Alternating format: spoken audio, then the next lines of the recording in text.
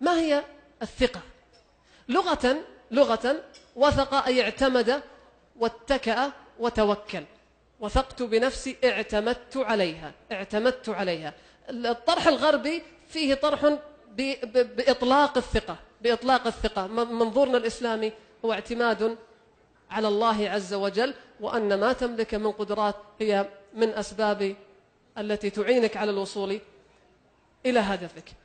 ومجمل الثقة تلخص في موقف لعبد الله بن الزبير مع الفاروق عمر رضي الله عنا وعنهم. عمر كان ينفر ويهرب منه الشيطان، فما بالك بتلك الصبية. جاء عمر يمشي في إحدى أزقة المدينة، فرآه الصبية وكان من بينهم عبد الله بن الزبير، فهرب الجميع إلا ابن الزبير. فقال له عمر: يا عبد الله، لم لم تهرب كما هرب أصحابك؟ فقال كلمة هي مجمل الثقة، قال: لم تكن الطريق ضيقة فأوسع لك، ولم أفعل شيء فأهابك.